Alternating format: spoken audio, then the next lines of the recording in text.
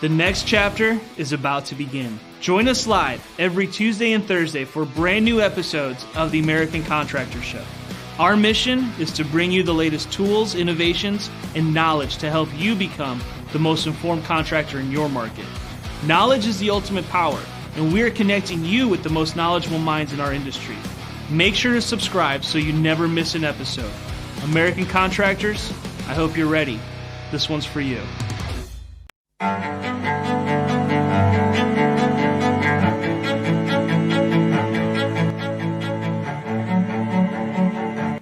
This is Larry Bache with the Merlin Law Group, helping policyholders for more than 30 years. If you have a claim or your client has a claim that needs help, please feel free to call the Merlin Law Group because we are the true policyholder advocate.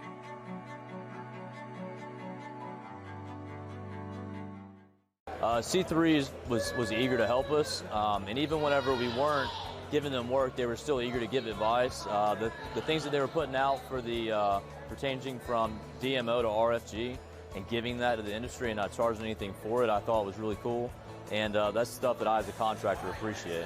I'd recommend C3 to any contractor who's looking for a PA, especially if you're around Colorado. Great guys, man. I'm nothing but happy with the work they've done for us.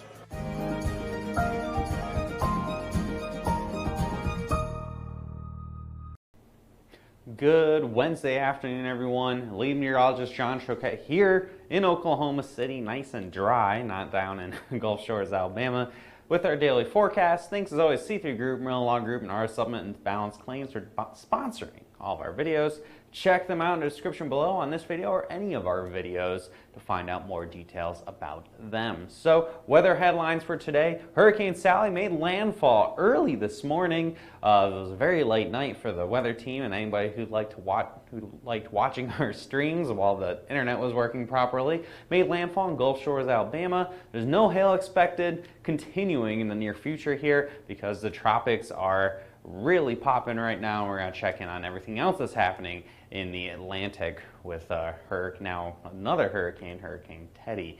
So we're going to go over the map real quick. Hurricane Sally, right now it's a 4-star map. It's ongoing. We've had a max gust of 121 miles an hour. That was in Fort Morgan, Alabama. You can see all the pictures we got up in here. Quite a few pictures. A lot coming out. A couple of these actually from our team ourselves. You can see whole wall. This was in a live stream a little bit earlier. The whole wall of a hotel got ripped off, and this is in Gulf Shores right now. We got some ducks crossing what is normally Highway 59. The Gulf Shores a parkway, and that is trapping a lot of people in Gulf Shores, Alabama for now. So again, quite a bit of activity still happening here with Hurricane Sally. I keep wanting to say Sandy. Hurricane Sally now moving away from Pensacola. So hail forecast, again, nothing today, nothing tomorrow. There's really no hail in the forecast, probably for the rest of this week. It's all been about the tropics here. And before we jump into recapping Sally a little bit more, we're going to go over everything that's in the Atlantic. So we got Sally, of course. We have a 40% chance of development in the Gulf of Mexico. This one looks like it probably won't be any impact to the United States right now anyway. Might just end up meandering into Mexico. We got now Hurricane Teddy. Teddy is really expected to blow up here. Tropical Storm Vicky. Paulette has the wind speed of a hurricane, but has now transitioned to a post-tropical storm as she's rocketing away. a couple other areas of development, and will likely be Wilfred coming up here in the next couple days off the coast of Africa. So a lot going on. We're going to start with Hurricane Teddy here, the 11 a.m. advisory. It's looking pretty good. He was getting organized yesterday, and now he's really starting to blow up a lot more, get a lot more symmetric. You can see all the nice circular motion there. And then we have, he's about 775 miles to the east of the Lesser Antilles, 100-mile-per-hour winds, lowering pressure, moving northwest about 12 miles an hour, and he's expected to become a Category 4 hurricane by Friday, and he's going to be moving pretty much directly over Bermuda, who was hit by Paulette just a day ago. So Bermuda's got to get ready. Have another hurricane coming probably at the end of this weekend here for Bermuda, unless, of course, it moves a little further east or west. But Bermuda is a pretty small target, yet somehow they do get hit fairly frequently. Thankfully, Teddy should be weakening as he approaches Bermuda by the end of this upcoming weekend. We have Tropical Storm Vicky. This is probably going to be the last advisory for Vicky here. You can see the swirl at the bottom with a ton of shear. I mean, this thing has just really been struggling this whole time. And with that 40-mile-per-hour winds, pressure is going up, which means she is weakening, moving slowly to the west at 9 miles an hour. And by the time we get to tomorrow, chances are I'm not going to have an update on Vicky as she is beginning to die off. But we may have Wilfred in her place by the time we have our 12 p.m. forecast tomorrow. And finally, this is the most recent look at Sandy. Center of the storm is just to the north of Pensacola here. I believe 20 miles northwest of Pensacola as of 11 o'clock. And he is no sound. Really? Hang on, let me check. I have sound.